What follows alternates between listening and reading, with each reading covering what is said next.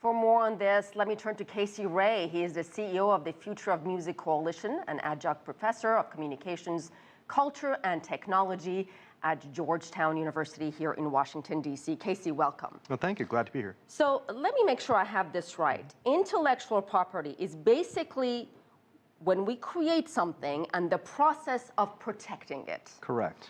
Copyrights, patents, trademarks, design. So if someone is not creating anything, why do they need to care about intellectual property? Because in the United States, at least, the way that these laws were devised is in our Constitution.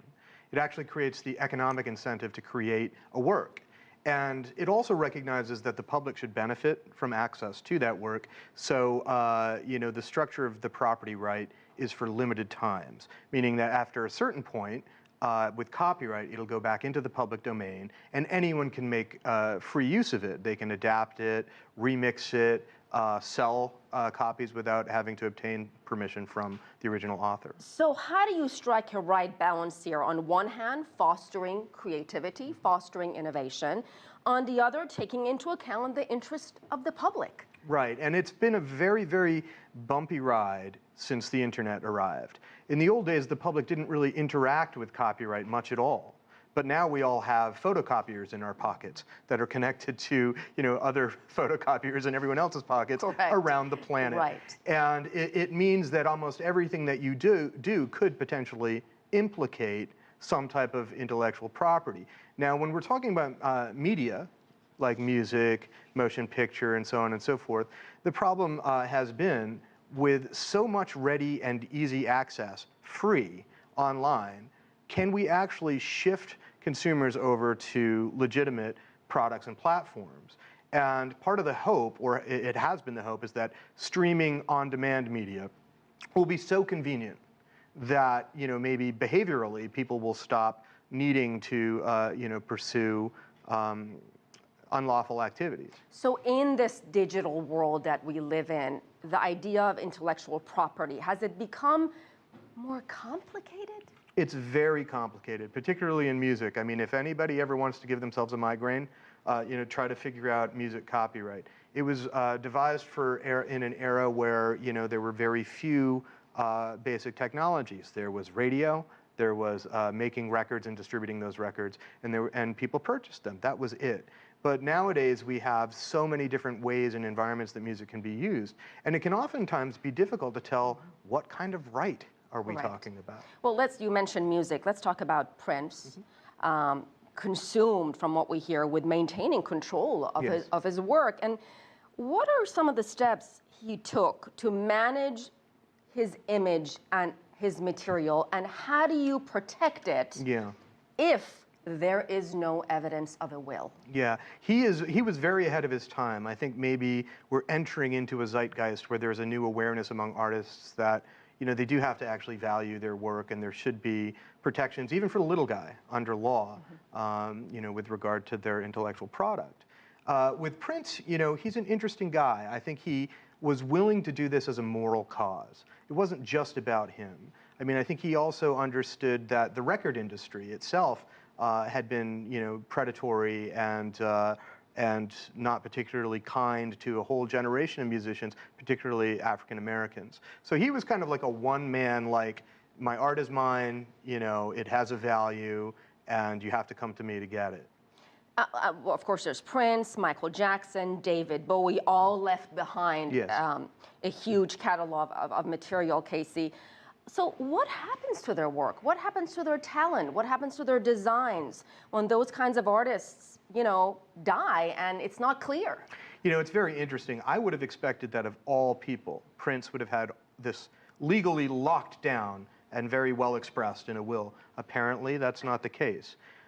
If we look at, you know, another artist who died a couple of decades ago, 3 decades ago now, Frank Zappa.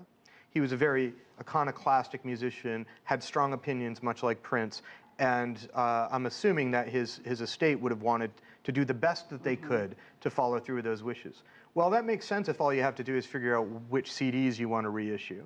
But when you get into a world of like downloads, and then next comes streaming, and then next comes, you know, virtual reality or whatever, it's very difficult for the estate to make decisions. However, I think in the absence of a will, the estate is probably going to go for wherever they're going to get paid for those, those works being exploited.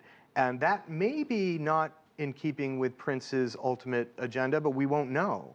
I could actually, I could actually see him embracing some new technologies though, like virtual reality. I pictured the idea that, Prince might have liked doing a home concert from Paisley Park Studios in his pajamas for 5 hours for his fans and selling it to them directly. Right. Because remember, he had the first web store, one of the first web stores. He had a subscription service to Prince over the internet. He understood that the direct-to-fan thing was had a lot of potential. What he didn't like was the commoditization of his music beyond his control. Well, I'm telling you, a lot of his fans are wondering what is going to happen to all his music and his incredible talent that he left behind. Casey Ray, thank you for explaining a very complicated and dry subject Anytime. beautifully. We appreciate it.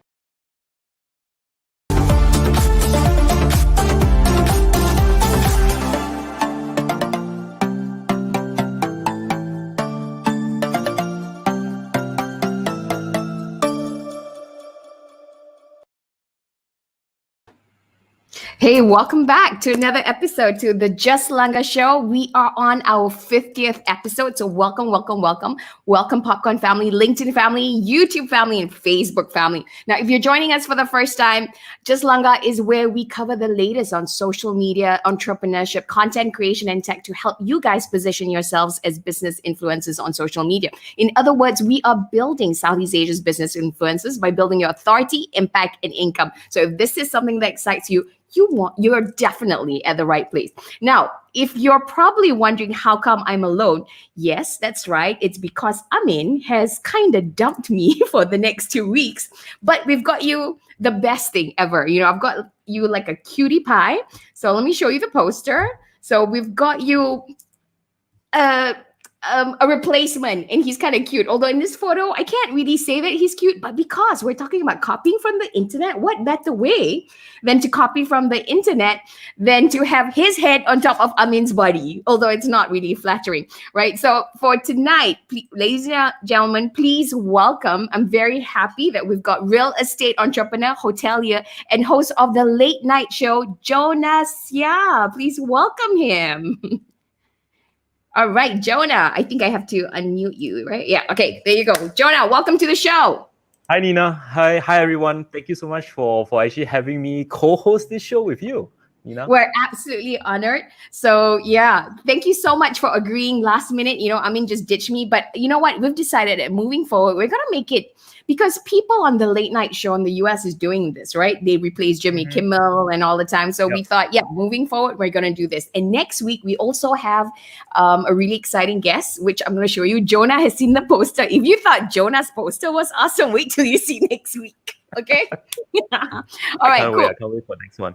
All right. So Jonah, how are you feeling? I'm feeling good. I think this is a very, very good platform for everyone to try to come out. Like a lot of people, they are very scared to be on camera. A lot of people, they feel like it is not for them. So for you actually giving them a platform like this, right, gives them the courage to come out, because they're not doing it on them on themselves. So yeah, definitely. If you're not doing it on. Yeah. So yeah. Well, first of all, you got to be our student. Then we'll consider you. Okay, how's that? So biased. Okay. Anyway, so right now, let us know who's online. So we've got Reka. Reka, welcome. Oh yeah, Reka, this is a big topic for you, right? Cheryl, welcome. Thank you for joining us. Who else do we have? Can you see, Jonah? We've got Matthew. We got Geetha. We got Kiva is actually Cheryl, and we've got C.A. Ngaw as well. Yeah, so welcome. Wow, Jonah got fan already. Oh, Popcorn AI is saying Jonah, so confident, love it. You know what? I really have to say, Jonah, I mean, heads up to you, because you are on your how manyth episode on the late night show? I'm on my 30th. 30th. So about 30th episode. Wow, look at the amount of confidence that you have. So, I at first it's like, what do I do? What do I talk about? And now look at him where he is. So really, really proud of you. So well done. Yeah. Popcorn, today we are on our 50th episode, season 2. We're going to go for a break next month. So you're just in time, yep, kind of thing. All right, so we know who's online right now. If you're kind of new, let us know. Just type in, if you're a regular, you know the drill, type in popcorn. If you are, if you're a newbie, just type in newbie so we know who you are, kind of thing, yeah? Do I get an ang pai for answering things correctly? I don't know, we'll see, yeah? Late night show, okay. Jonah, there's a question from Cheryl. Late night show, how late is your late night show? Actually, it's not too late. It starts from 9:30. So I used to start my session at about 10. But then but then because of some requests that they say that they prefer it slightly earlier, so I actually moved it to about 9:30. So when it ends, it'll be around 10:30-ish. So yeah, it's just nice. And yeah, hopefully more people will be able to join, because I actually talk about different businesses, different topics, and everything to do with entrepreneurship. Yep, that's right. So we've got all these popcorners in the house. Jeffrey Tan, Pauline Teo, Andrea Chow. Jeffrey, welcome. Angela, Matthew, Reka, woohoo. Hello, Vivian, woohoo. Yep, so Popcorn AI is very happy. Answered question correctly. Wants ang pao from Jonah. We'll see, yeah. Well, maybe if you did the poster nicely, you might. Yeah, maybe you get a better ang pao. Okay, anyway, tonight is going to be an episode, epic episode. Do you know what we're talking about, Jonah? Yes, we're talking about IP, intellectual property. And specifically on social media, right? Copying from the internet. Are you doing it? Are you doing it or not, Jonah? So for me, I think it's a bit of a mixture, because I myself, I find it a big struggle to actually write articles. So one, I get motivation, I get ideas from different people, different articles, and then I articulate my thoughts. But at the same time, sometimes I feel like, hey, I think this article, I can't write it as well as this person. How about I just copy the whole thing and then I will credit the person. I'm not sure whether that's the best thing to do. So I think we have Geetha in the house today to actually explain to us to see whether this is the best way forward or not. Correct? Exactly. Or not? So we have a lot of questions for Geetha. So if you guys have questions already, just write down. Why do I sound louder than you? I don't know. Maybe because my mic is closed. Let me just put it away. Cheryl is saying, Jonah, your light is very cute. Popcorn AI is kind of love stirring, and saying, what about him? You do realize one of the reasons I got Jonah is because he's cute, right? Kind of thing. So yeah, that's why. Anyway, kind of thing. Okay, so this is what we're talking about. Copying from the internet, is it lawful? What is copyright? And then what type of copying constitutes copyright infringement? Or, moral of the story, if you copy something, can you go to jail? That is something, because at Popcorn, we don't know anybody who's run afoul of the law, okay, just so you know. But anyway, we'll find out things so you guys don't end up in where, okay? So all this is happening right now on JustLanggar. So if you think this topic is going to be useful to your friends, share it out, share it out on your feed, tag them, share it and tag relevant people, and do it now, okay? To come and join us, all right?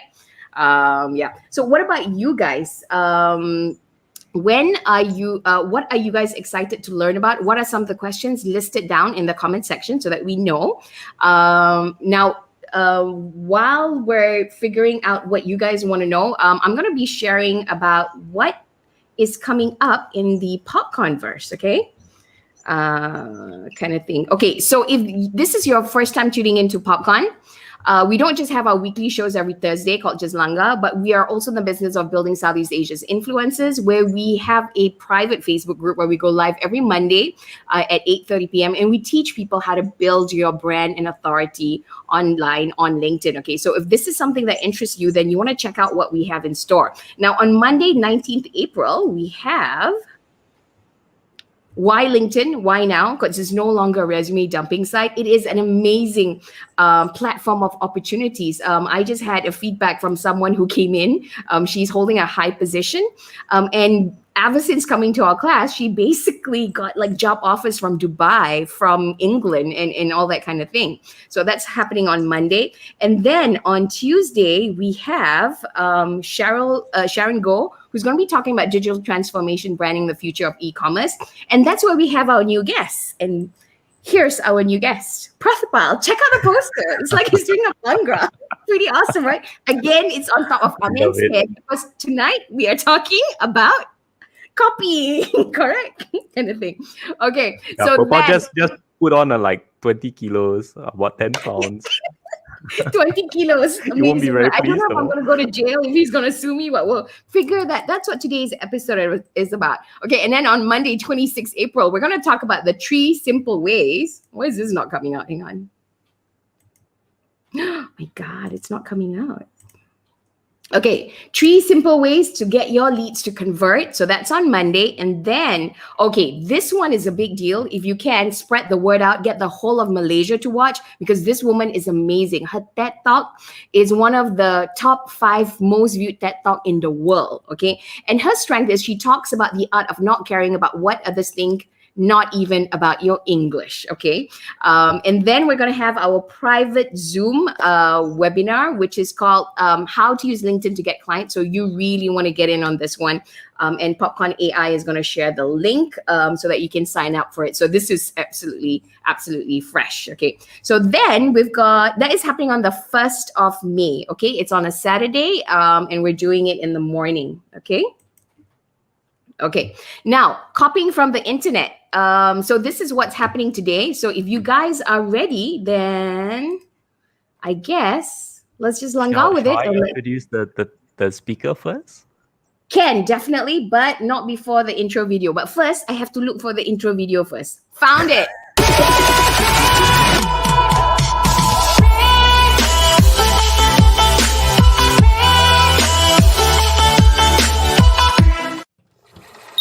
Popcorn.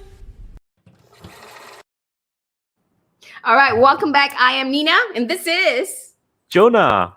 Woohoo! And welcome to Popcorn's 50th episode, the JustLanggar show. Now, we build Southeast Asia's business influence by building authority, impact, and income on social media. So welcome, welcome, welcome. Today, we are talking about copying from the internet. And if you are doing it, we don't want you to end up in jail. And that's why we have Jonah, who's going to introduce to you our speaker, for the day. So Jonah, take it away. All right. So thanks, Nina. So tonight we're actually going to be talking about copying from the internet, and if you're actually doing it right, and if you don't want to end up in jail because you know what, you want to listen up closely. So our guest for tonight is the leading IP expert in Malaysia with over 16 years of experience in the field. She has actually extensive experience in strategizing with companies in various industries on how to boost their value and expedite their growth using IP assets. She frequently shares experiences on BFM 89.9, Bernama TV, and regularly contributes articles to local and foreign publications. She's also a highly sought after international speaker who has actually been invited to speak at engagements and conferences in Tokyo, Osaka, Nagoya, Japan Institute for promoting invention and innovation, Taipei, Ahmedabad. Yeah. Ahmedabad. Yeah. And her specialties is in IP property, intellectual property, auditing, securing, monetization, litigation support, domain name disputes, drafting franchises, license, and tech transfer agreements. She is Asian's IP expert, director of CAS International, trailblazing business success through IP and international speaker, Geetha Kandiah. Welcome to the show. Hi, Geetha. Welcome. Okay, hang on. Wait.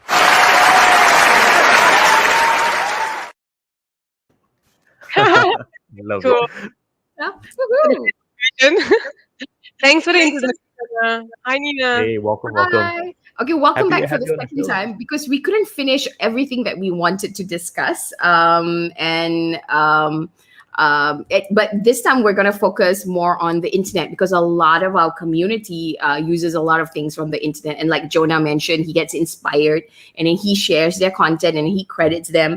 I do that as well. Do we get in trouble? We would like to know. I think first things first, let's start from the basic. What is it that we need to know about copying from the internet that a lot of people don't know? Okay. So First things first is to know who created it. If someone created it and you're utilizing either an article or a photograph or a video and you did not create it, then it's a big question mark. Right. So it's and that's the thing, because if you're creating influencers and you're all entrepreneurs and doing something specific that you're specializing in, it also means that you're creating your own creative material. And in that same rationale, and I think, Nina, you played a really good video earlier, because the intellectual Mm-hmm. property law protects two parties. The intellectual property law protects creators, inventors, the creative industry, entrepreneurs who are constantly thinking of new things to create and are executing it. But Mm-hmm. it also protects you and me, the public. Mm-hmm. The public must know what is it that is protected, what can they use for free, and so on. So that's what it protects two people, like the creators and the people, the public. So Mm-hmm. first things is, the public is allowed to use things if Mm-hmm. it's free to use. So we'll talk about like Creative Commons later, but Yes. rule one is, if you did not create it, that's a big question mark. You should be getting permission, or in the legal terms, we use the word license. You should Mm-hmm. get a license from the person that has created it. But your question is a good question. With internet, we share links. All right, Yeah. Mm-hmm. a lot of the social media sites and Instagram and Facebook have share. Sharing is not copying, because you're still Okay. linking it back to their page. Mm-hmm. To the owner Copying, and right? stuff. Yeah. So copying is like chaloping, like you download the video, then you play it at your function. You play a music by a musician, and at an event of yours that's not private, or you take an image from the internet and Mm-hmm. use it on your website or on your brochures. That is copying, taking it and using it or passing it off as your own. Mm. Right. Okay. So taking it and using it and passing it off as your own. Okay. I have a question. So could we really, what's the worst thing that can happen if we take something which does not belong to us, and we put it and pass it off as our own? What's the worst thing that can happen? Well, so intellectual property law is broken into various types of rights, right? There's copyright, there's trademarks, there's patents. Mhm. The scary thing about copyright is it's a criminal offense when there's copyright infringement. So for Mhm. inventions which falls under patent law, when Mhm. there is infringement, so when there's copying of, kind of like the handphone has a lot of patents in it. So Mhm. that is not a criminal offense. That's a civil offense. So in legal terms, civil means you get dragged to court and you might have to pay damages and pay compensation. The pain is monetary. But with criminal offenses, the pain is you might end up in jail. Mhm. True. So Wow. Okay. the worst can happen is you could end up in jail. Okay. So with respect to you're gonna come in with a really interesting case study later, right? Yes, I've got a few. Okay. So I'm really looking to Okay. share that. Awesome. Okay. Geetha, Let's just get. before that, can I actually ask a question? So, Go for ahead. example, like just now Mm. you actually mentioned about sharing, right? Sharing is not considered copying, but what happens if I actually copy the article and then provide a link at the bottom and not pass it off as myself, but I actually credit the original source? Is that still considered copying, or do I still need to get permission from the creator itself? Because sometimes it can be just like a comment or so. So what's your take on that? Okay, so there's a few questions in that. If you, let's say the article's an A4 size and you copy and paste and you put it on your website or your blog and you credited it, okay? So rule number one is, did you create it? No. So you have taken it. Have you asked for permission? No. No. So it's an infringement. Even though you source it, you've put the source of that page, it's still unlawful. Okay, but then you Mhm. later on ended the statement with saying that, but if I use just a comment, if I just comment on it, there are parts you can take excerpt of an article. Like you just take a great comment from the article and you put it on your website and then you link it. Yep. Then it's okay. But if you're taking a whole lock, stock, barrel of the entire article and placing it somewhere else, and acknowledging the source, and you might even put a link there, because you've copied an entire piece, it's still copyright infringement. Wow. Okay. Yeah. Okay. Okay. Let me give you Interesting. an Yep. example, right?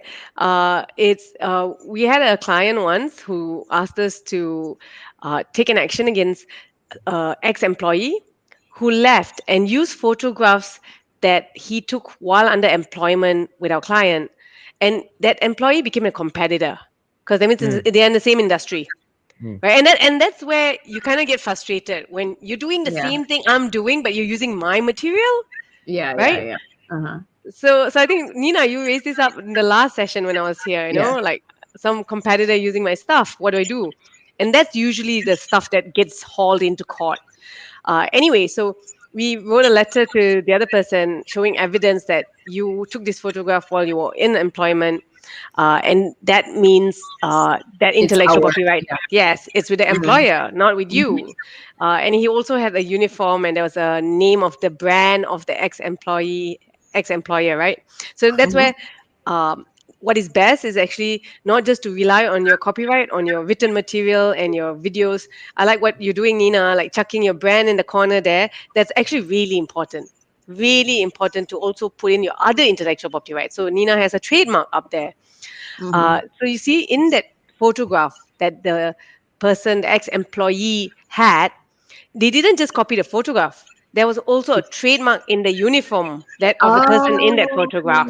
okay. Mm-hmm. So we went on the basis that you're copying a trademark and you're passing it off as if it's yours. You're connected to this client because of the brand.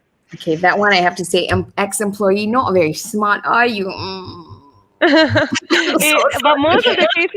most of the cases are ex-employees, right? You learn and you get the skills and knowledge, and Yeah, you go out and you do it And on your off you go. own. Yeah. yeah, it's like dish dish. Okay, be careful who you hire. That's okay. Speaking of ex-employees, let's talk about current employees. So Cheryl is actually with a university. So she says that educators have been creating stuff for years, but we have no rights to any of our content. Institution always own the content we create. I don't think it's just institution; it's your employers also create. So anything that you create, like for me, I've got so many stuff which I don't get any dibs on because I was under employment, right? So she wondered how it works if we're creating content on LinkedIn. That would be Hmm. ours, right? It's Yeah, social no, media. that's a good question, but it really depends on Mhm. what were you hired for, right? Okay. What if you were the business development manager for that company? Everything that you Ooh. post on LinkedIn Mhm. related to that job scope, related to the industry that they are in, would be the employers. But if you were the tea lady and then you're suddenly doing this LinkedIn posting that's not related to your job, then then yes, you own your copyright. So it really Right. depends on what were you hired for? What is in your Mm. job scope? Okay. So, Cheryl, the question you want to ask yourself is what were you hired for? What was in your job scope? So, if your job scope does not involve posting on LinkedIn, then it's yours. Right? Yeah. So, freelancers also face this apparently. It's not just ex employees.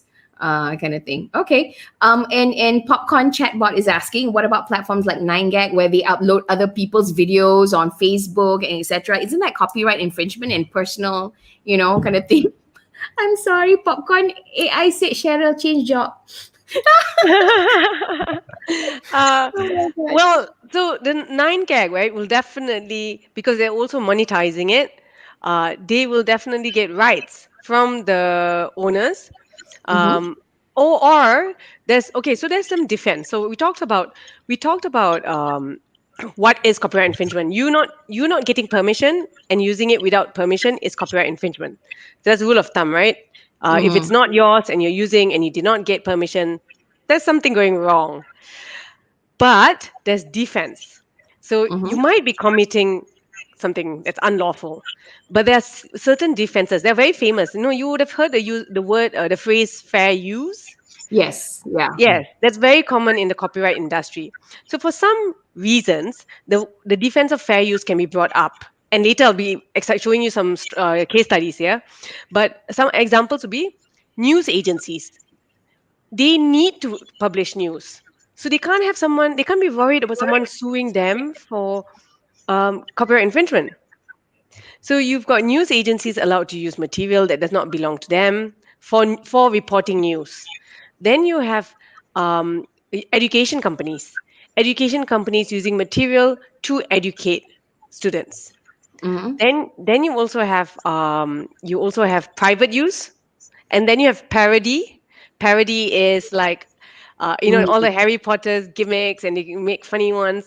So 9gag if they take a few clips and join it together and talk about it in terms of laughing at people, and it could be the defense of fair use for parody could be brought in. Mhm. But where it's not, it's a entire reproduction of a video and not a link that's shared, then there's copyright infringement, and they would definitely have legal obtain rights before that. All right, cool. I think let's get into just to be sure of definitions before we continue. That would be a good idea, right, Geetha?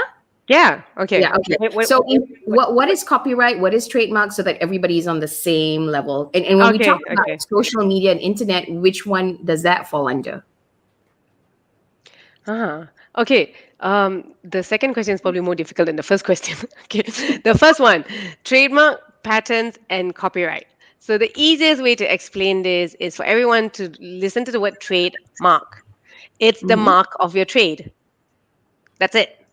Trademark, it's the mark of your trade. So it's a brand. It's the mark that you're putting on your trade. When people, you want them to come back to you and you did a really good service, or you sold an amazing product. You want them to remember who produced that product or who produced that service. So what mark do you have on your trade? So that's trademark. So that's your brand. So for everyone watching today, like that's popcorn that's kind of like standing out right now in this video, right? Then you have copyright. Copyright is any artistic work or literary work or musical work that is produced. So copyright is very wide. This video enjoys copyright. So no one can download it and publish it elsewhere. Well, they can, but then they risk being sued by you.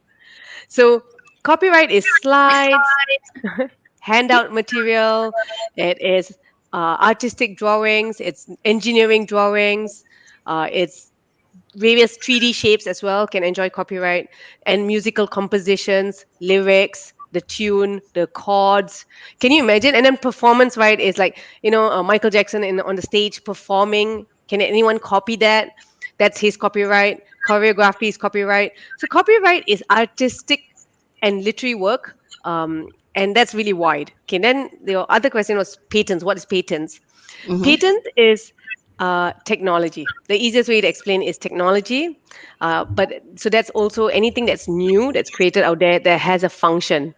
So it's not just tech and gadgets. It's also boring stuff like a paperclip. A paperclip had a patent once before. Yeah. Okay. Got it.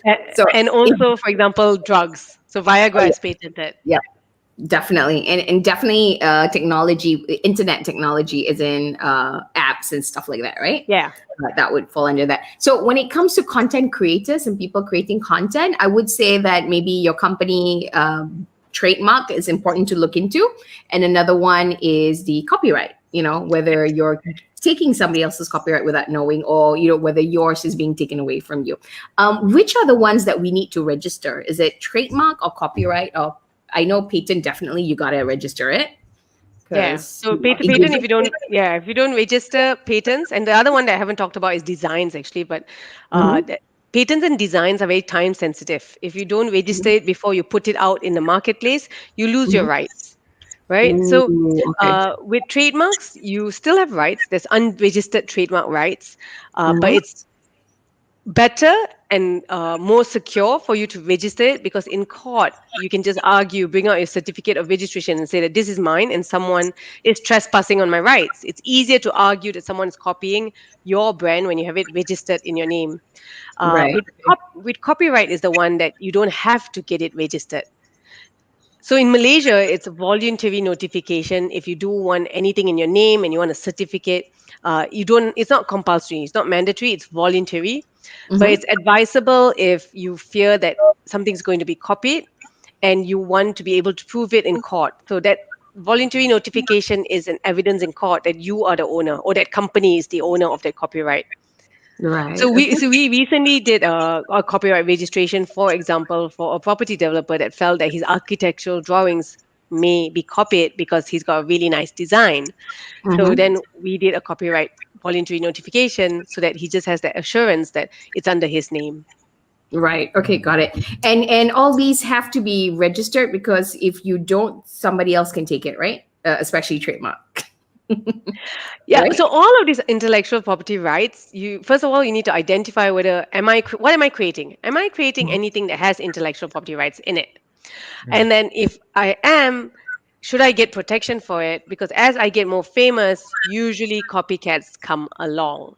What happened to Jonah? I know. Okay, Like, Jonah, Sorry. where'd you Yeah, it happened. go? Yep. Sorry, my bad. Hi, Shukri, Anyways, Geetha, welcome. I do have a question. What happens if we were to register a copyright for our own quote, like this quote that I actually came out with? How would somebody actually go about it? okay, so code. This Do quote you is mean like tag? Do you originally mean from me. tagline? Do you mean Yes, like a tagline? tagline, like a quote. Because the quotes you can actually get a lot online, and people have Mm. been copying. A lot of famous people have been caught copying from quotes that have not, you don't know where the source is, right? You just Mm. copy out from the internet. How can somebody actually register their copyright on that quote itself? Well, that's a very good question, because see, quotes won't stand out as a brand because a brand is something usually short enough. You don't find a tagline that's a paragraph long, right? And quotes Mm. normally are at least a sentence long. So, uh, having said that, now everyone can fly is a mouthful as well. But those taglines, the ones that are taglines, like now everyone can fly, just do it. I think powering dreams is Honda's and so on. Those are taglines, which also serves to be a brand. Because when people see the taglines, you think of the company producing the product or producing the service, right? Mhm, So it's mhm. still a brand. It's still a mark of the trade. So it's still a trademark. But let's go to quotes. Let's go to Tony Robbins or Jim Rohn and all of their amazing quotes.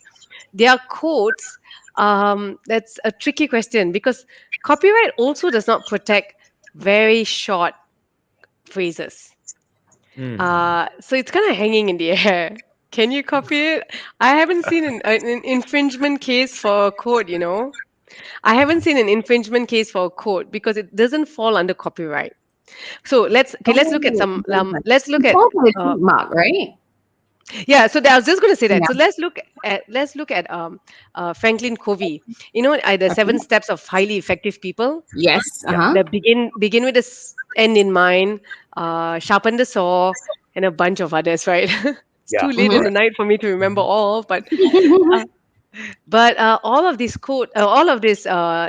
taglines are trademarked. So Mm. the shortened ones that are catchy, and you use it often. Actually, you're catchy and you use it often in your business. You are then using it as a brand. Okay, let's go to Nina's one, right? She always says just Langar.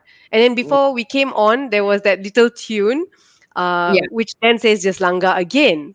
And then she Mhm, also said just Langar a few times already in the mhm, introduction. And then she pulled up a bunch of events that are coming up with the word just Langar as well. Can you see mhm. what she's just done? She's playing with our mind. She's totally messing with our mind. She's Yes, I am. she keeps planting. It's very good marketing, by the way, Nina. Mhm, She keeps she keeps planting. Look at her blushing, huh? She keeps planting just Langa into our brain, which is great. Okay, the marketing and your are influencers. So you know that marketing is that 6 times you hear a name, that's when you actually make a sale. If I'm going to buy anything, I might not buy from that brand the first time I hear it. I trust a brand when Jonah talks to me about a brand, then Nina talks to me about a brand, and then I see a bus traveling and I see the brand on the bus, and then another person talks about it. Can you see? That's when you're like, must be damn good, man. I better try that. Yep. Right? So that's how all these brands are important. So not so much the quotes. The quotes are great, but it's how you use it in relation to your business. That's true. So what I'm thinking is like you can actually have that quote, but a lot of people they don't know how to have that quote, like put a trademark on their own quote. So I'm just thinking like, if I say this out, then somebody else might copy it, and it will just be public domain, for example. So that's why Yeah, I asked. so if it's just a quote, you can't protect it. If it's a article substantial enough to be an article, then you can protect it. But if you're going to use that to again bring it in mind to your business and use it again and again and again, then that quote might be a brand, might be a trademark. So you need to Mm. consider, can How I about make parts of that the quote? article? Okay, Geetha, parts of the how about article. parts of the article? Parts of the article, like you actually mentioned, like the book, right? Can you actually trademark parts of the article as part of your branding? So the trademark is usually short. It can't be very long. It can't be a paragraph because trademark it's a It's usually brand. a tagline, right? Yeah, Mm, I'll give you an example. I'm loving it. mm. McDonald's. Yeah. Yeah. So there's So just do it, Nike. Mm. Yeah. So I would say it's a tagline. I wouldn't say you wouldn't do it for like a whole quote, a paragraph or whatever. Too long. I Got it. think. Yeah. Because it's supposed to be part of the brand so people remember it. So if it's one whole paragraph, unless it's Lagu Negara, nobody's going to remember. Negaraku, it's too long. You know what I mean? Yeah. Okay. I'm just going to read a couple of comments. I need a bus, since you said, you see on a bus. It's called brand retention. Nina is Maleficent online. What is this? Popcorn is the bus? You guys are hilarious. Like how I use, what do you use? So what? And I'm sorry, a lot of Malaysians go so what, so I don't know if you can, but people will think it's you. Hey, Ellie, welcome, welcome, welcome. Dr. Ellie does hair transplant, so I don't know what you can copyright with that, but yeah, definitely. Okay, so moving he also along. does a lot of videos. He does a Yes, lot of videos in actually, addition. you guys are in the same, kind of thing. We don't Yeah. use constipated. That's not something we want to. CA is asking. We say unconstipated, but we don't use it as part of our branding because it's negative. That would be very funny if you did. Yeah. Well, it's one of our pillars, so we'll say it, kind of thing. Okay, I have a question. Those is free really free when they say you can take the music and stuff like that? Creative Commons, I think they call it. And then there's one where they say that you got to acknowledge you can use this, but you got to acknowledge the music producer or whatever. What's your expert opinion on this? Because I would like to use it, but then I'm kind of scared too. I don't want to end up in jail. So what's your advice? They are all quite different. So you have to read the terms and conditions of those Creative Commons. Because sometimes they say it's free, but if you use it for this purpose. So it needs to be a very specific purpose that you are allowed to use it for free. There are some softwares on Creative Commons, where they say, okay, you can develop your software on top of our base software, but you can't charge when you put your product out in a marketplace. So it really depends on what the terms and conditions are. So it's free for a specific purpose.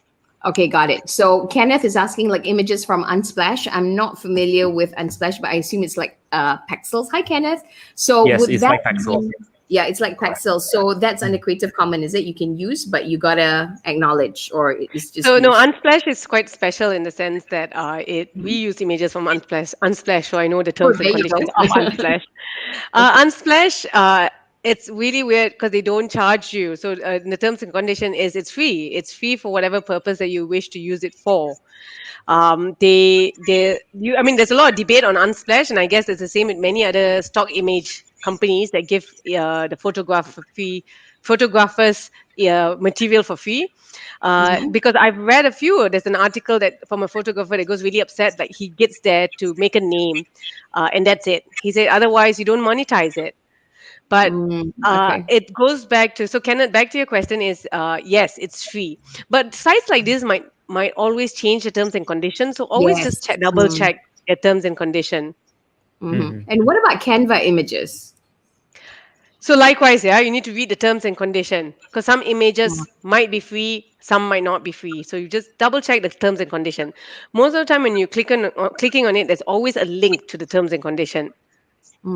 Okay, got it. And Cheryl is saying Canva also has free and copyrighted material. So you definitely want to check all those things out and really read. I have done where I've done a video. The music was free at one point because it was under Creative Commons. And then suddenly along in the middle of nowhere, it became unfree. And I'm like, I had to recall that kind of thing and redo the video. And by then I have already not have the, the working file of it. So it's very, very frustrating, especially I when can it comes imagine. to Yeah, We had a that's awesome. client. We had a client who came to us and wanted to register a trademark. So that's a brand, right? And we're like, Mm-hmm. so we always check when someone comes to us with a really nice brand. Hey, did Mm-hmm. you create this brand? Because if you created it and you are protecting it, then it's fine because that's yours. So now I've touched about on two IP rights. Yeah, I've touched on the brand trademarks and the creative version. So if there's a very artistic look to the brand, then you have copyright. So your brand might enjoy two type of rights. So we had to check with this client who created this, and he said that I had a freelance designer, and that freelance designer got this image from a stock image site. So then I say, okay, give me that link to that exact image. And I went to that stock image. I think it's one of the cases I'll talk about later. And in that link, um, okay, in that link, right? In that link on the stock image site, it says that you can use it, and there's a royalty free to use it, but only for it's royalty free to use it, but only for um, um, printed material for advertising, but not as a brand. Right. So they're screwed.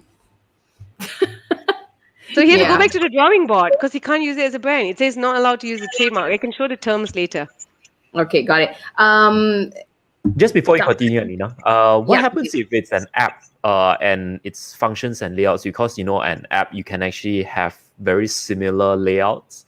And say, for example, you have one company, you created an app with some functions and similar layouts to maybe food delivery and very similar to something like Grab. Is that considered, this kind of little modifications, is that considered as copying? Will you get sued? Yeah, I think it's happening a lot. So it depends on whether is that layout common and generic. If it's not common, so let's break it down. What would layout be? What do you think? So Nina and Jonah, what do you think layout would be when you I when think you know it's now the what user patents, interface, the trademarks? UX, Layout UI, will be right? user interface and kind of thing, UI, UX. So I think it's fine, but I could be wrong. That's just me. no. I'm asking you, what type of intellectual property rights do you think it falls Copyright. under? Copyright. Okay, because Because of it's the a Yeah, work. artistic. would be, Yes, correct. be right because it's So artistic.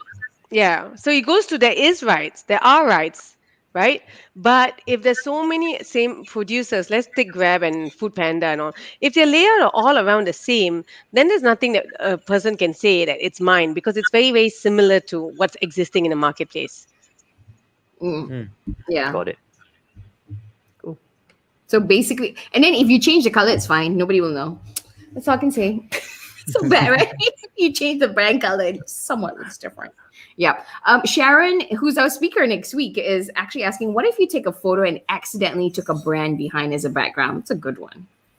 Yeah, that's a very good one. So trademark infringement, right? So the brand's trademark. So trademark infringement is when you're using that brand and trying to confuse the public, that this is my brand or I'm associated to that brand. Okay, so like for example, if McDonald's produces shirts, or I produce shirts with the brand McDonald's. McDonald's not selling any shirts, not to my Mm-hmm. knowledge, but they can sue me even though I'm not. It's not related to their industry because it indicates to the whole world that I might have got a license from them. So I'm confusing people, right? So that's what brands do. They actually indicate where the source of origin is. So back to Sharon's question is that brand is in the background, right? Is it functioning as a trademark? Okay, the function of a trademark is if I see a brand, I think of the company that produces the product or the service. That makes me want to buy that product and service. So it's in kind of a source of origin and makes you want to buy the product and service. If the brand is in a photograph, is it functioning as a brand? Hmm. So then this is a very famous case actually. That's why it's really interesting that Okay, you you asked want to it. share? Yeah. Okay. I You don't have want that to share? case, but I can Okay. start talking about other cases. Yes. Yes. But I Yes. was gonna say it's a famous case because there's like a footballer using a brand, and there's a big question mark of whether was he endorsing that brand or was he just using that brand in his shirt. Mm-hmm. So, but yes, so back to her question, it's nothing is wrong if that photograph has a brand in the background, Mm-hmm. unless that photograph. Okay, I'm going to put it into context now. if that photograph with a Coca-Cola brand is being used for another beverage. Can you see it? What context is that photograph being used for? Is it going to promote a competitor product, a competing product? Mm-hmm. If it's just a photograph that's published and there's a few brands in the background, then it's not functioning as a trademark. You're not infringing a trademark. Mm-hmm. Okay, got it. All right. Now, I want to focus more on the internet kind of topics because we covered a lot of copyright and stuff in the first video. So you guys can go to that video kind of thing. Popcorn AI, maybe you want to put the link here kind of thing. Yes, the Baby Shark song was copyrighted. Actually, with music, a lot of music is copyrighted. The industry for that side is actually very, very well done, right? In a way, and also in Malaysia. And Shopee actually paid a lot of money for that song kind of thing. Zaid has a very good question. As a ghostwriter, do I need to check where my clients get their materials from, or can I just have a disclaimer to waive my responsibility against any copyright infringement?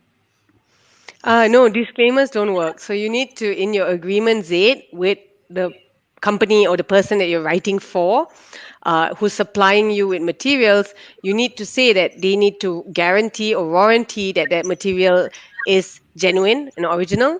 And if it's infringing third-party copyright, then they must indemnify you for any suit that you are then facing.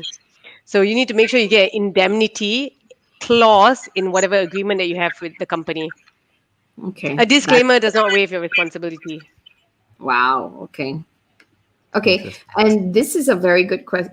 Ridwan is asking, so if I'm creating content, so I'm an influencer, I need to get the premise, the brand owner permission before doing any social media content in the brand environment. It'll be good if you can, but again, like what Geetha was saying much earlier, it's like if you're taking a little bit and then you credit it back to them, then that's fine, right? But if you can get permission from the brand owner, right? Oh no, this is interesting question. This is completely I different. think Okay. he means utilizing the space. He's not talking about the brand appearing in the back. Actually, Space? Ridwan, What do you mean by space? like if you're in a restaurant and you are filming or doing something in the restaurant without permission, as opposed to eating in the restaurant. Oh, right. Okay. That one, like one of our influencers, Sujimi, actually said that he wanted to shoot something. So he was in Starbucks. So he then had to move out onto the kaki lima or the public space so that he can start recording because he didn't want Starbucks in it and stuff like that because that could interfere with the video. Yeah. Oh, okay. But that's a personal choice. I think he's asking whether is it legal. Yeah. I've known of some people being asked to leave when videos were Mhm. shot. Mhm. So I think it's better to get permission from the brand owner or the But premise even owner. let's say it's Starbucks, if you ask the barista, they won't know any better, right? You know what I mean? That's true. Uh, It's more so on smaller brands. I think smaller restaurants who normally chase people out say, "No, I don't want you doing anything here." But in terms of legality, I don't see it being wrong as long as you are not doing anything unlawful on that premise or in that premise. Yes. okay, cool. So Sounds good. in terms of IP infringement, there isn't anything, unless, like I said, going back to that being in the background, right? Are you trying to also compete? Are you in the same industry? Is that going to confuse? Remember, the law protects two parties. Mm, It protects the mm. brand owners and it protects people like us. We are the public. If we get confused and we're getting confused by two brands, similar brands, and that's when the brand owner can do something about it. If there's confusion in the marketplace. Okay. So again, Zed's question is: some people said that contents are available for public. We can take it and it's only considered as unethical. What say you? If the contents are available for public, yeah. Okay, so good question. Good question. But what is unethical is when you take content and you rephrase it. So you read an article and then you rephrase it in your own words. Then you're not copying. So copying an article is reproduction, a duplication of that article, right? And So that's you wrong. Yeah, and that's wrong. That's copyright infringement. That's unlawful. It's not just wrong because unethical is also wrong. So it's unlawful. The copyright infringement is unlawful. When you take that idea, you get inspired, and you reproduce your own work, then it's plagiarism. So universities, I don't know whether you remember, Nina, but in Bristol University, they kept talking about plagiarism, and plagiarism can get a Yes. student suspended. Mm-hmm. But that's not unlawful. Plagiarism is getting inspired, getting the idea, and using your own words. That's unethical. Okay. So that's unethical. Okay, but you can do it because a lot of people are doing it, right? Because there's no original thing anymore. So That's what it's you're wrong. So it's Uh-huh. wrong, but it's not unlawful. So it's Okay, got it. wrong but lawful. Okay, so that means you basically, when you say lawful and unlawful, you don't end up in jail, basically. Yeah, you're just unmoral or immoral. So Okay, it's like 80% of the content on the internet, right? right. Yeah, It's they like you're I mean copying they each say other. they say that the best innovator is the one that copies and innovates on that original product, Right. right? Yeah. It's the same thing Uh-huh. with music. Everyone gets inspired and then they Yeah. create a better music. Exactly. Speaking of music, what about those YouTuber covering famous songs and they're earning income? You know, they do like a cover, like a version. Is that allowed? How does that work? Out of curiosity. No. This is a great question. And YouTube copyright terms are very vast. In fact, they've covered this because they had a lot of artists very upset about his cover songs. So I think Mm-hmm. there's a whole plan behind it, where the people singing the cover songs will not get into trouble because the clauses are such that they are allowed to do it and they won't be sued for infringement. But when it hits a certain number of views, and Mm-hmm. when that cover song is being monetized, Mm-hmm. that part of that revenue that YouTube earns has to go back to the original Owner. artist. Oh, Wow. no wonder they allow it. Okay, this Mm. makes a lot of sense because if you guys know the Malaysian animation Bobo Boy, they actually have their versions of the animation, the cartoon, in different languages on YouTube, and they have people who share the original one in BM. But when it comes, but they just chill, and the money goes back to them because those second sharers they actually have a wider viewership than Bobo Boy's main channel, but they collect more money. So they just sit back and relax. That's what they told me. So I was like, whoa, kind of thing. Yeah, Interesting. it's a percentage, so it's a profit sharing with Yeah. the other party. Yeah.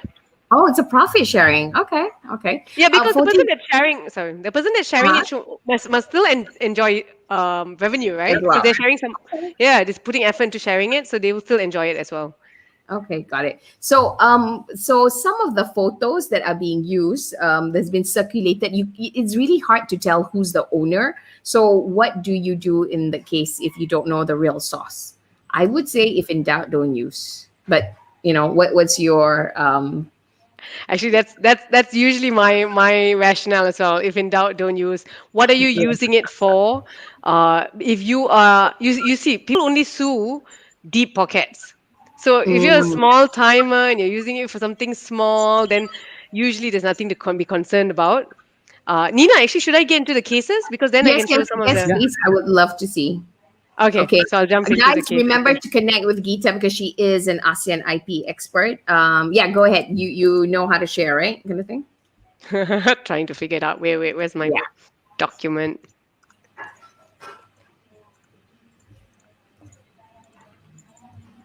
We covered fair use already, right? Yeah, we did No. earlier. So for Dr. Ellie, is it? Mm. Because we talked about it before he came on quite a bit. Mm. Okay, got it. Can you see my slides? Yes, let me put it on. Okay. Okay, I'm gonna jump into my case studies. So that's why I'm scrolling quite fast.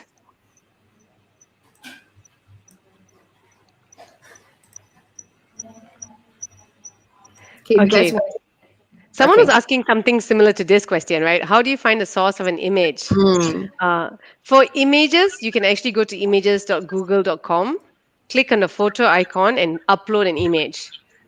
Then you can scroll through the search results to see whether this image is original or not. Okay, now let's go to some cases. There's some really interesting cases to share with you. I can come back to this later if we have time, Nina. This basically, do you own copyright in your tweets? What happens about Instagram and Facebook? We'll come to that later.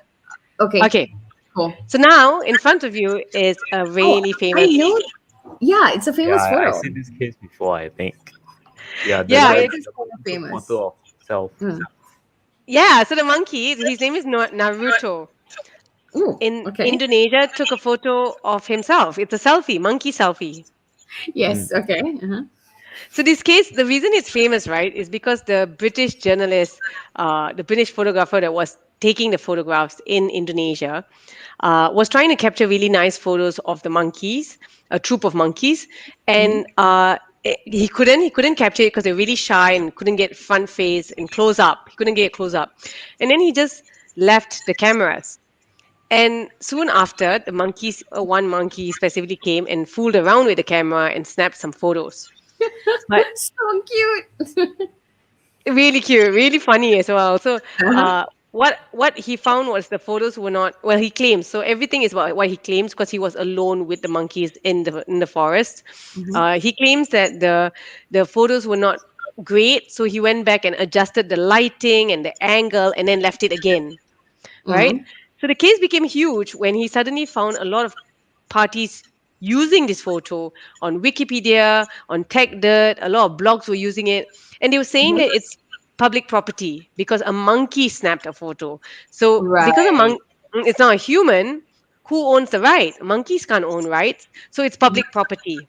Mm-hmm. So that's why this case blew up because everyone was using it without giving him any compensation. There was no royalty given to him, and he set up all the cameras, Mm-hmm. right? He set up the entire equipment. He adjusted the Mm-hmm. lighting, the angle. Just because the Mm-hmm. monkey took the selfie, Mm-hmm. he doesn't own the rights. Mm-hmm. So he fought with Wikipedia and TechDirt, and in 2014, the US IP office also issued a decision saying that monkeys cannot own copyright.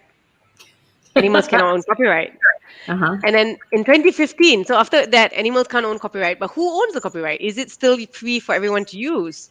Mm-hmm. And the People for Ethical Treatments of Animals, PETA, filed a suit saying Uh-huh. that saying that Jesus. the animals should be earning the licensing rights. They should be getting the royalty. In Uh, Japan, they would. Okay, and then they would. I would not in be Japan, they surprised. would. I like that. Yeah, yeah, because there somebody set up something, a licensing thing, to kind of feed this hungry bears in a certain region. So they made mascots out of them. So the money goes to Oh, the animals to be fed. Yeah, but only in oh, Japan they nice. respect IP. Yeah. Mm. Yeah. Well, no, it's Yeah. interesting. It's interesting because it's similar here. In the end, I Mm. was going to say, what do you think? Can and should animals own copyright? Let us know Um, in the comments. Should animals own copyright? I think the photographer should get it because he did set up the camera. I'm so sorry. Camera equipment is expensive. And, as a creative, it's really hard to make money. So give the guy a chance to make money, for God's sake. That's my opinion. Yeah, I do believe so. So like sometimes You're a it's photographer, very hard. Yeah, it's very hard for the photographer because a lot of images are just ripped off the internet and people don't Yeah. give credit to the photographer. So for this, it is his livelihood. Give the guy a break, right? I think he got raped. yeah. I'm so sorry. I know. I think a lot of people there's a lot of outrage that why he doesn't own copyright. Mm. So it in the end it was they settled out of court, and Mm-hmm. it was him owning the copyright and him earning revenue. But some of the revenue will go to Naruto's well-being. Gee, Naruto okay. is the monkey. Yes, yes. Okay. That's fair. Okay, kind Yeah, of thing. that's fair. That's So fair. so that's what happened in the end? Yes, that's what happened in the end. Interesting, interesting. Okay. Okay, so the next Happy ending. one. Yeah, but he had a long fight. He had a long fight, and I don't know how he funded that whole legal action as well. Yeah, poor thing. The Mm. trauma. Okay, and what is True. this one? So this one is a debate of sometimes is a portrait of a person even copyrightable? Isn't it just a portrait of the person, basically someone drawing how the person looks like? Mm-hmm. Isn't How can that be original? So that was this case. That's what this case was about. It was what do you call it? It was argued in European Union. And interesting right here is the person that drew this portrait became famous because this teenager Mm-hmm. was kidnapped soon after the portrait was taken. Oh And no. Okay. and she was held for 8 years in a basement and she escaped. But during that period of that kidnapping, Uh-huh. this is the image that was posted on all the trees, on all the newspaper, on everything, saying that she's missing, where is Okay. she, and so on. And even after she came out and she escaped, that was the Mhm. same image used for various stories, So Uh-huh. it was used by a lot of newspaper companies, and she sued them. She's like, "You're Yeah. using my copyright. That's my copyright." And they Uh-huh. argued. They argued that a simple representation of a teenager is not original. You don't enjoy any copyright. Oh, so copyright's a type of intellectual property rights. You don't have any rights, Mm-hmm. so you can't claim any license fees or royalty. So back to Mm-hmm. you. What do you think? What do I think? Jonah's gone. Jonah doesn't think. Okay. So guys, let me. Well, I think it's. I don't know whether. I don't know. I just think it's wrong. I Let's think just I think honestly. she should just be thankful that people are actually there to help her, but instead she came back and wanted to sue. So yeah, I think Yeah, but she already came back. So that to me, I think it's pretty personal. That people are still using it. So Mhm. I don't And know. it's also a lot of articles, a lot of news agencies. And news agencies have deep pockets. They can pay for these kind of things Yeah. also. Yeah. It's not something that's free for all to use just because it's I part of think news. I think they were just using it because they feel that it's their right to do so, and I think that's wrong. But that's me from my moral I think it's just perspective. convenience. Yeah. Since it's already out there, they think it's like public domain. Geetha, maybe can you just explain a little bit about public domain, like how people know if it's public domain on the internet? Yeah, yeah. Wow, it's very, very interesting. A lot of things are not in public domain because someone's created it. It really is, you only know it's in public domain when you go to sites like Stock Images, when you go to Creative Commons websites. That's when they'll have a terms and condition on anything that is there, either a video or a slide or image. Then you have to check it out, right? Just quickly look at the IP rights or the terms. What you can do is do Control F and look for royalties, right? That's Mm-hmm. the fastest way, because when you talk about royalties, that means you're talking about IP rights. Royalties is payments. Mm-hmm. Yeah, so that's the best way. But other than that, like just like in terms of any blogs or any website, we can't tell whether are they is the owner allowing us to use it. Most of the time it's not, right? It's their own artistic or literary work. So Okay. back to what Nina said earlier is, if in doubt, I'll always ask for Don't permission. use. Okay. Yeah, Okay. don't use So don't use of I course, but I have a once you question. So sometimes I take photo from an article, kind of thing, and it's like a chart, infographic or something. And then I kind of acknowledge them in the comment section, not even in the main post, because there's usually no space in the main post, because it's LinkedIn and there's only 1,300 words. So is that lawful, unlawful, ethical, not ethical? But I still credit them. Just wondering. So crediting them is not a defense. Mhm. It's if you have taken something that doesn't belong to you, so there is copyright infringement. But copyright Mhm. infringement also touches on, is there substantial or significant copying? So you've taken a small part, which means there isn't substantial copying. But if Mm. if you've taken the part that's most important, the most significant, like a graph, that entire article is talking about a graph. Okay, let's chill Ah, you and put you somewhere else. Then mhm. that might be a significant copying, right? Okay, if the Uh, logo is there, it's fine because I'm acknowledging that it's not mine, and I put the link to the article. so if it's not significant copying and you've just taken a small part, it's okay, right? Because Okay. it's substantial or significant copying. So you Mhm. you know you know whether it's significant. Like that entire Okay. piece Yeah. just relies on that, right? Okay. So if it is significant copying or substantial copying, you have a risk. So that's all it is. You Okay. even if you Right. put this is what it is all about, right? If all those entrepreneurs listening in, you need to know your risk, and that's why the lawyer comes in and tells you the risk.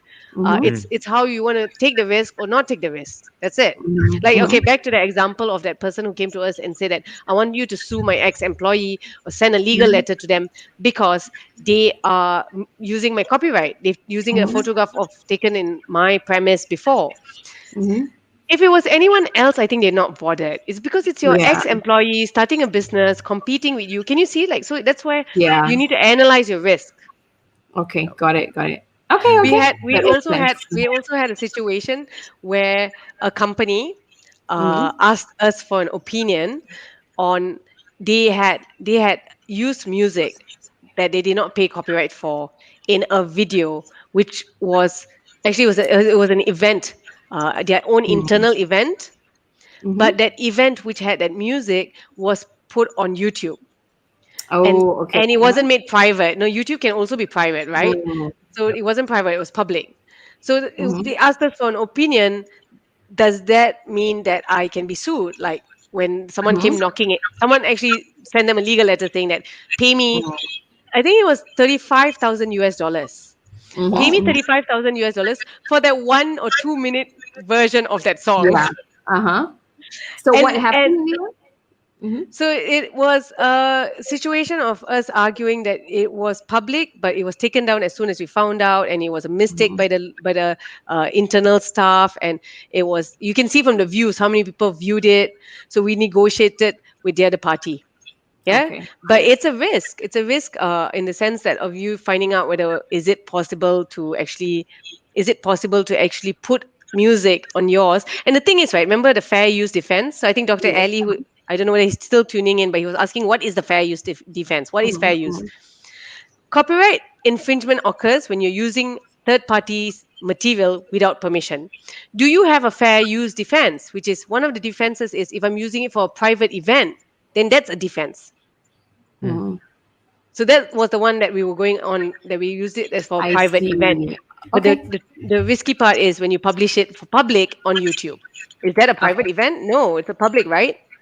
Okay. So Got it. yeah, so it's better to follow the rule of thumb to always be cautious when you're using other people's material.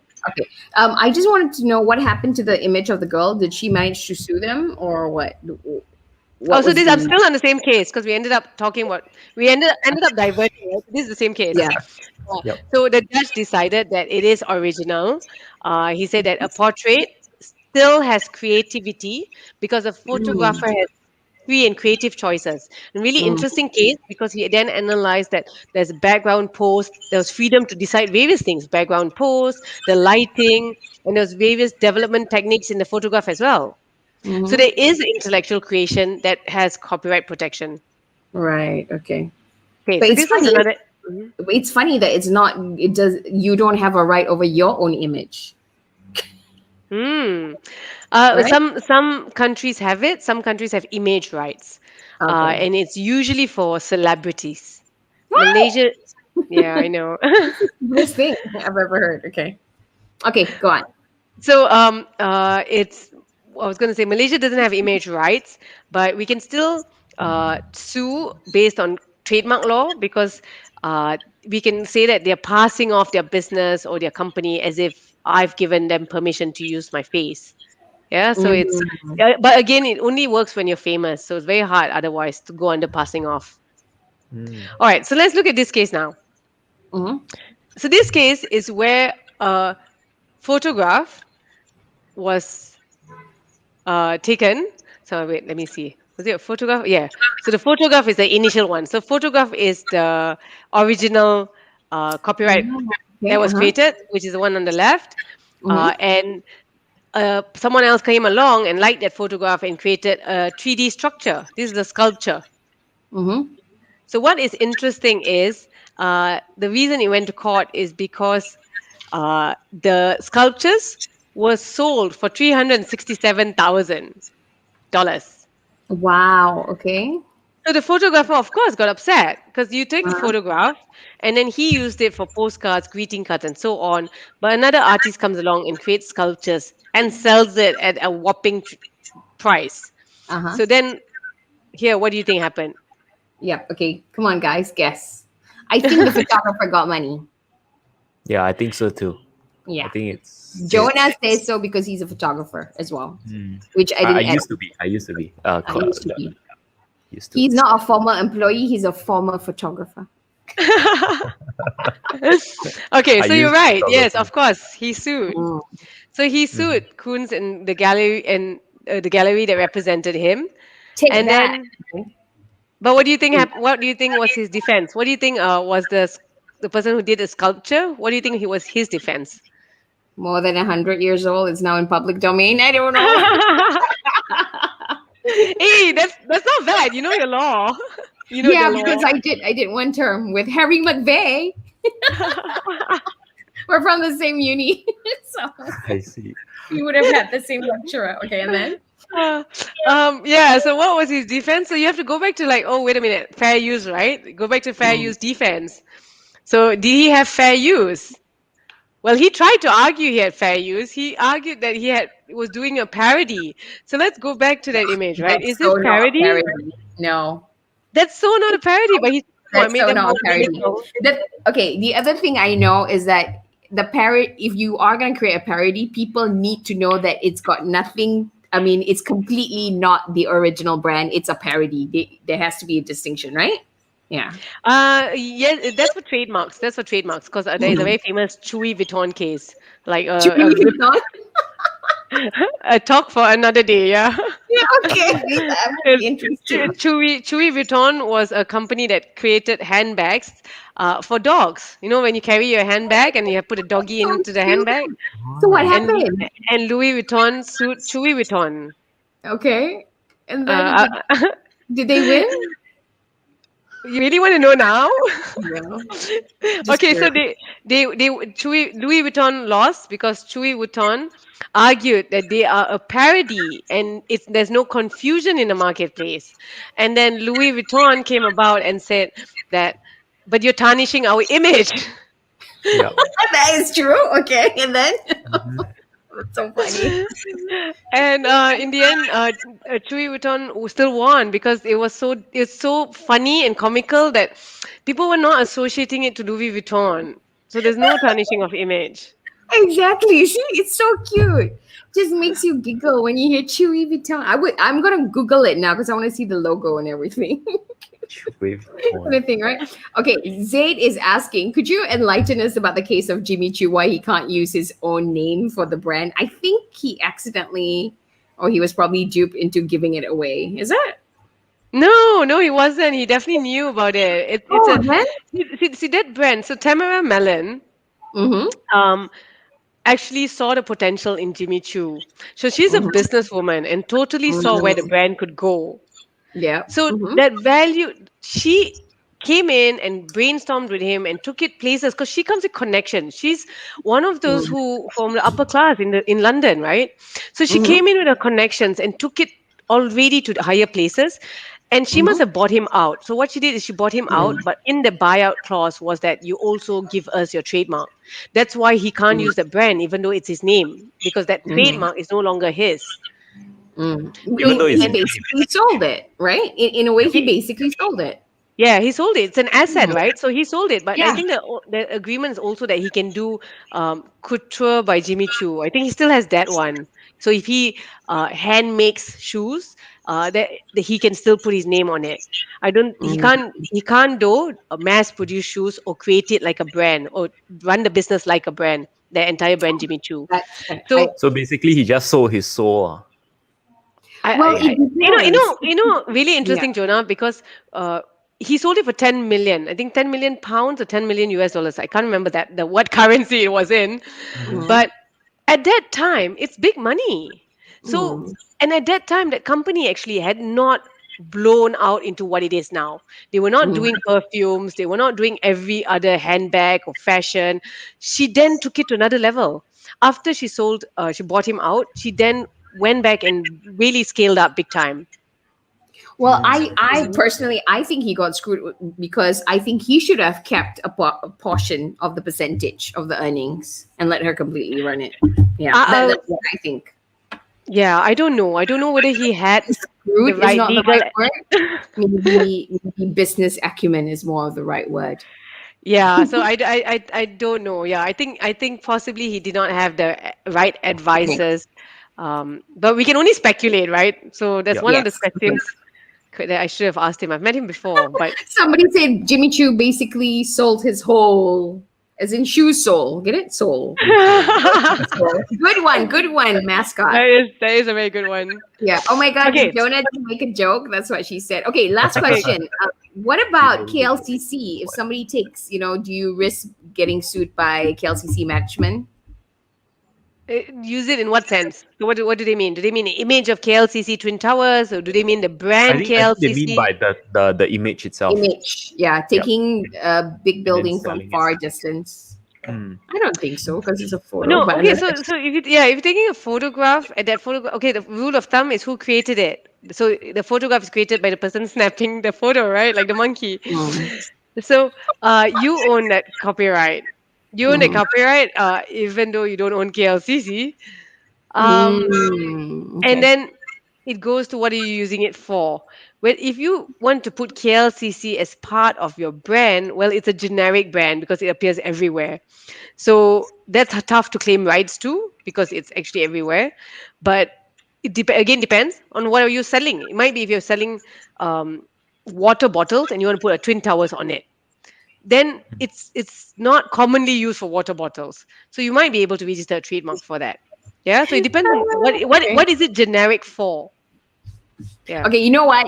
All these questions, I think you just go to Geetha and hire her. Finish. Because it's all very specific, right? Okay, so I think I can give my email address. Or Yes. you know what? Whoever has got questions should just snap the last photo. Because I even Actually, give you know what? You guys What? just reach out to Geetha Happening. on her LinkedIn kind of thing. Yes, you know what that's I a mean? good one. Yeah. Okay, guys, just snap a photo of this right now, like so that If it's you remember, easier. it's just cas@cas.asia. How can you Yes. forget that? Okay. Yes. I Okay. do want to know about that Obama. Yeah. Should picture. that be the last case I talk about? Yes, You guys yes, know yes, me? yes. Okay. Definitely. Even this one's actually quite fun, like this one. one? But never mind. This photograph here. But I'll Uh-huh. try to see if I can do both really fast. Yeah. Yes, yes, please, yes, please. Okay. Okay. Just This is click a really that. Mhm. really famous case. Which one do you think is original? The one on the left. Yeah, lah, because there's always a play on the original photograph, right? So Yeah. it's an interesting case because in 2008 was actually his campaign, and this street artist Shepard Fairey created a poster. That poster, we all know this poster because during the campaign it's everywhere. You know, the Obama Hope campaign. The one on the right is a poster. So he generated 400K US dollars, yeah, 400,000 US dollars in sales of the image, which was used on various materials, various merchandising materials. And then Associated Press found out through their freelance photographer, said that, wait a minute, this photo looks very similar to my photograph. This poster looks very similar to my photograph. The angle's the same. Look at his eyes. Look at his lips. Everything's identical. Just that you've played with it, right? So they sued. They say that it's an infringement in the form of computerized paint by numbers. But Fairey, who did the posters, said that no, I didn't copy it. I transformed the image, and that's fair use if I've transformed the image. And he said that I did not even take it from your photograph. I took it. Not that I didn't take it from your photograph. I took it from another photograph because this photograph was also taken by the same photographer. So he owned two photographs, this one and there's a solo shot. But what's interesting is he lied in court. So he said that the designer, the Fairey, the one who did the poster. Oh, So okay. the guy lied in court, and that was actually, of course, disadvantageous to him. He said that I used a solo shot, and he was saying that I did not use a solo shot, and that he used this photograph, right? So But it doesn't matter. It's the same photographer. yeah, which is really exactly. So what I think it is. What I think it is he didn't know it was the same photographer. That's the only way that this could be really going bad his way, right? He destroyed the evidence of the solo shot and fabricated evidence to say that he used this photo with him and Clooney, but all of that came out in court. So what happened was into the lawsuit, both parties settled, but this is the fun part about settling out of court. The terms were so business-centric. It was that both sides agreed to work together, and they're going to now, the AP Associated Press will share other photographs of theirs. And for Fairey, who's the creative guy behind this, to create other posters or other images from existing photographs so that they can both make money going forward. Okay. Well, I like this because at least it's business minded and they get to move forward and everybody's happy. Yeah, That- there's a win-win situation in that one. Because if you think about it, even for AP, it's hard for them to make money. So this is actually very good. Yeah, no, I think they probably was very surprised. Kind of like, the sculpture case. Yeah, they So could have done it like that. Yeah, so the initial copyright, he's just selling postcards and greeting cards and not making much money. And then this guy comes and makes a sculpture and sells tree and makes that kind of money. So it is sometimes, that's why I remember we were talking about this earlier, that the best innovators are the one that copies the idea and innovates on the idea. Okay. All right, so this case is really interesting. It was Telegraph had a competition, and Sarah Skur, who visited this really famous glacier, the San Rafael Glacier, took the picture that she took in 2006 during her tour and entered this competition that the Telegraph had in 2009. So 3 years later, she entered this competition. In 2015, 6 years later, someone else comes across this photograph, and Marisol says that, wait a minute, you didn't win that competition because I am the copyright owner. Okay, and what's her photo? Okay. Oh, the photograph was the identical photograph. It was It's this. an identical one. Okay. Yeah. Okay. So that's why she came along saying that you copied mine. This is my photograph. Uh-huh. And Marisol went on Telegraph's Facebook page claiming that she copied a photograph. So you know what this would be? It's because of social media, because everyone posts everything for social media, right? Yeah. So you can see that's why she said she copied it, because she could have easily taken it off her website, Marisol's website. And everyone started to cyber bully this first girl, Sarah Skur. There was a lot of cyber bullying, saying that she's such a copycat, doesn't have creativity of her own, tricked everyone, and so on. Telegraph was stuck in the middle. They're like, wait a minute, we need to investigate. So they asked both girls to send them the photo files. They wanted to see who is the owner of the one that was submitted for their competition. The photographs. I think they're both Interestingly, original. why do you think that? 6 November 2006. Yes. Oh, they were on the same boat. How weird is that? I don't know. How coincidental was that? Yeah, or unless it's from someone. No, they were on the same boat. No, they were on the same ship. Same boat. Wow, that's amazing. Well, if you think about it, how else would that photo come out like that? You know? Yeah, because the angle of the lighting and everything. But what's interesting? What's interesting is they were roughly around the same vantage point, right? Can you look at the photograph? Wow, they must have been next to each other. And yeah, I guess if you don't know the person, or if you're bundled up with everything, you can't even see. Just like wearing the mask. I'm sorry, but I have been on tours, and then I see the person next to me's photo. Damn it, that's kind of nice. Then I'm gonna take a shot. You know what I mean? And then it's gonna look like if I'm next to Jonah. Jonah's such a good photographer, and I look at his screen like, shit, that's good. I'm gonna take one too. Yeah, you know. So you really could get the same one, I, right? I get that too. I get that too when I see like, hey, this looks good. I'll take a snap myself. Yeah. So what happened in the end? So obviously she won. Yeah. So in the end, it doesn't matter, because in the end, they had evidence that this is the case, right? So they were both claiming rights to a photograph that they both owned. Yep. Okay. But this one, I don't think we have time. We covered that, right? In a way. This is the one quickly. Remember I said, what is it used for? So remember that it can't be used for a trademark. Yeah. So this one was from rgbstock.com. I'll just quickly show you. Yeah. See, you may use the image in digital format on websites, blog, multimedia presentation, blah, blah, blah, in print to decorate your home or your office, in printed materials such as magazines, brochures, and so on. What you may not use the trademark on, can you look at 3.4? Like you go to the fourth sentence. It says, as a part of a trademark, service mark, or logo without express written permission. So what you may not use a trademark on, they go directly to, you can't use it as a trademark.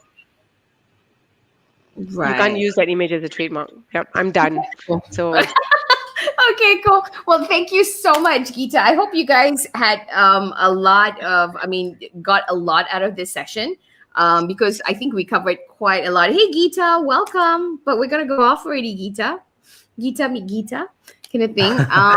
But yeah, what are some of the biggest things that you guys learned today? Jonah, what's the biggest thing that you learned today?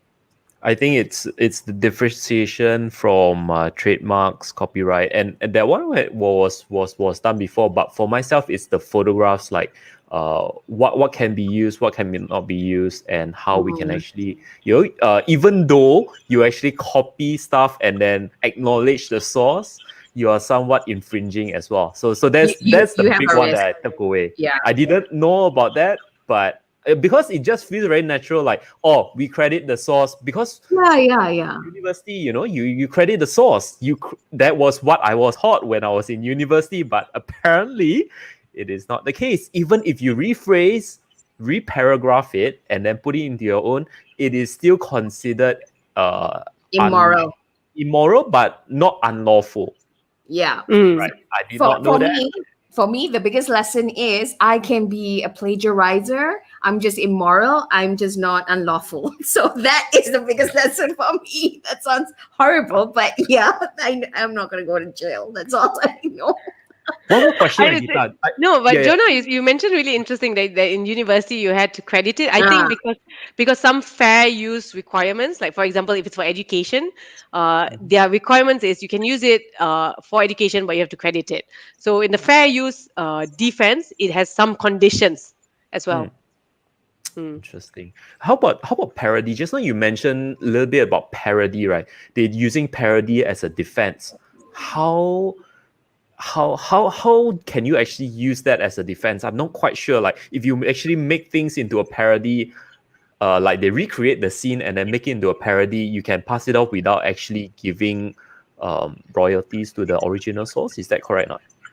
Yes, but it must be so much of a parody, like a satirical, like the Harry Potter movie. It's the entire. I think there's a movie called Scream. Was it Scream? And there's the entire other version of it, right? Yeah. So that's a parody. Scary movie or something. I think it's. Yes, that's right. The scary movie. So that's Top like Gun had like a weird whatever version of it. What's his name? Charlie Sheen used to act in all these movies. Right? But if it's a complete parody, that is so obvious that you're not ripping it off, you're just making a lot of fun about it, then it needs to be very clear cut that it's a parody, right? As opposed to trying to make money, but you're not actually a parody. Kind of like the sculpture example, that he's just trying to claim it's parody when it's not. Whereas Louis Vuitton, it's very obvious it's a parody. Yeah, okay. And Ridwan's asking, how about if you use it to inspire people? I think it still doesn't matter. I think what people are more concerned is if you start making money from it. That's why it goes to court, right? Tricky, because even NGOs can be sued even though you're not making money from it. So it depends on what are you using it for. Are you still using it as a brand? Are you still using the creative work as your creative work? So it doesn't matter if you're not making money from it. But usually, I was saying that people come after people with deep pocket. So if you're not making money from it, why would anyone sue you, right? So usually that's why people go for people who are making money from it. So if you're making money from it, you should pay me first before you make money from it. That's the rationale. Right. Usually they'll send a cease and desist letter before they actually send the fine, or would they actually go together simultaneously?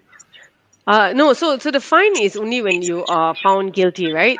So the cease and desist letter is warning you. I'll take you to court to sue you if you don't actually adhere. Yeah, you don't adhere to my demands. But usually, do you actually get that first before you get the fine, or how does that actually work? Because you can, okay, I'll take it down right now and I won't get sued.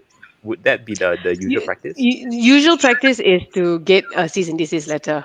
People want to try to resolve it without going to court. So usually that's the practice. Got it. Okay, cool. Sounds good. Thank you so much, Geetha. So again, you guys, if you have any questions or if you want to start doing your trademark, you know who to go to. It's Geetha. Popcorn AI is going to share the links there on LinkedIn, and also her email is up there. Yeah. So this is basically it. Yeah. Thanks, Okay. guys. Thank you. Geetha, it All was fun. right. Okay, so we're gonna say goodbye to Geetha now, and then we're gonna Bye, wrap guys. things Bye, up. everyone. Thanks. Okay, bye. Okay, so Jonah, how was it for you? Yeah. What was your biggest? I mean, yours was about the tonight. I hope was very beneficial for you. You know what to do, what not to do. I'm actually quite surprised because I myself, to be honest, have been doing that, and I did not know it was an offense to actually credit the source, but still get into trouble. I still might be able to get into trouble if I Were you continue copying doing the that. whole thing or just a little bit? I did a mixture of a few things. So Mhm. so it's not just copying, but I actually acknowledged the source, thinking that it was okay. But now that I think just now Geetha did mention that it could, if you're actually copying it from a comment, it might not be that serious. But it's still something to ponder upon, and I'll be a bit more wary in my future posts. Wow. Okay. For it For to, me, yeah. hey, you're off again. Okay. Yeah, I Like know. for me, I guess at the end of the day, it is about plagiarize. No, I'm just kidding. What about you guys? Let us know what was your biggest lesson from tonight. So that we can hear whether you picked up some things or not. Okay, very quickly, just to recap what's happening the rest of the month is next week on 19th of April. We're going to talk about why LinkedIn, why now. That's on Monday in our Authority on LinkedIn group. And then next week we've got a new host. We've got Prathpa who's going to be doing the Bangra. Petty profile. This is an epic poster. And we've got Sharon Go in the house. Sharon, who's here, she's going to be talking about digital transformation, branding, and future of e-commerce. That's happening on 22nd. And then we're going to go back to the Authority on LinkedIn page where we're going to be talking about 3 simple ways to get your leads to convert. And then on Thursday, 29th April, we're going to be talking to Mariana Pascal. She's one of the TED Talk speakers with the most viewed, one of the top 4 most viewed TED Talks video of all time. She's going to be talking about the art of not caring what others think, even about English. And this is going to be an epic one, I can tell you that, because she's just amazing. And of course, we've got our private Zoom class. You want to chop your seat, how to use LinkedIn to get clients. And we've had like rave reviews from all our people who's been for it. So that's happening on Saturday, 10 a.m. to 11:30 a.m. And Popcorn AI is going to share the links in the comment section, okay, everywhere. So thank you so much, guys. We had an awesome time. We hope you did too. And yeah, so this is Nina. Jonah, any last words? Thank you for joining us for tonight, though. Yeah, fantastic. Thank you for actually having me. I think I think Nina and the team at Popcorn are doing a fantastic job. It's a waste if you guys are not following them right now on social media. So I highly encourage you guys to like go on to Popcorn, join the community, because they give a lot of value. They are very big on sharing on how you get big on LinkedIn and on social media. So go right ahead, go join the Facebook group, go join whatever. And you guys do have a session every Monday, if I'm not mistaken, for Yes. public, and that's where you actually share about how to grow on LinkedIn. So go right ahead and check that out. Popcorn AI is saying, I love Jonah. Yay! All right, Love you thank you guys. so much, guys. This has been us signing off for tonight. Wait, let me look for the video to say goodbye. Wait, because usually Amin does all these things. And over and out. Good night. Have a good Good night, have a guys. good night. See ya. Bye, everyone.